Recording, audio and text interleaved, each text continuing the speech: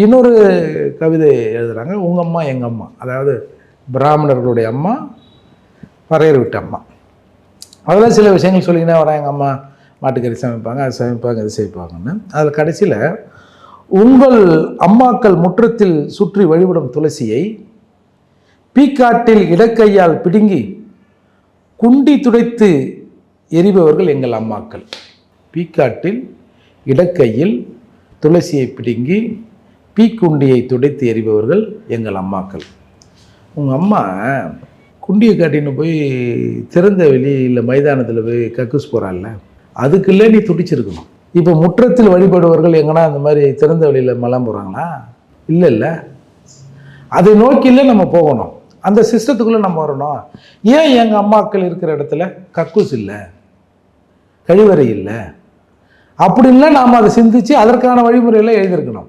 இப்போ இதை படிக்கிறவன் என்ன நினைப்பான், அவள் போய் குண்டியை துளசியில் துடைக்கிறான்றா, அப்போ நான் துளசி தூய்மையாக நினைக்கிறேன், உனக்கு பற்றியா, இந்த சமூகம் பற்றியா, இந்த ஆளுங்க பற்றியா அப்படின்னு இந்த முரண்பாடை ஏற்படுத்துவது தானே.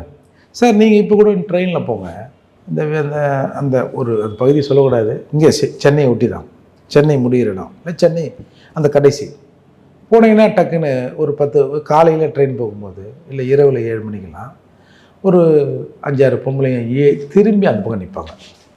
ட்ரெயின் இப்படி போவோம், அதாவது அவங்க பாய்ஸை சொல்ல போனால் குண்டியை காட்டின்னு இப்படி நிற்பாங்க. குண்டி பக்கம் புடவை கீழே தான் இருக்கணும், இங்கே நிற்பாங்க. நீங்கள் யோசித்து பாருங்கள், ஒரு ட்ரெயின் போகிற போதும் சின்ன பிள்ளைங்க கூட இருக்கும், ஒரு 10 வயசு 15 வயசு சகோதரிகள் கூட இருப்பாங்க.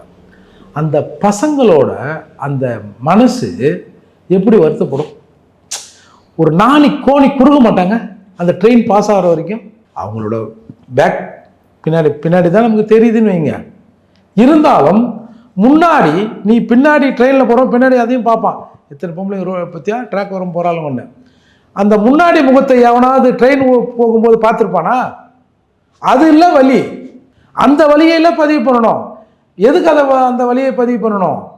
அடுத்த முறை அது நிகழாமல் இருப்பதற்கு அந்த வழியை பதிவு பண்ணணும்.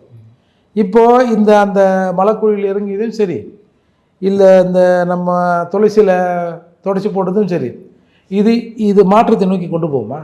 இந்த சிக்கலை, இந்த முரணை இது பெரிதுபடுத்தும். அப்படித்தான் இசைவாணியோட அந்த கவிதையும் இருப்பதாக தான் நான் பார்க்குறேன்.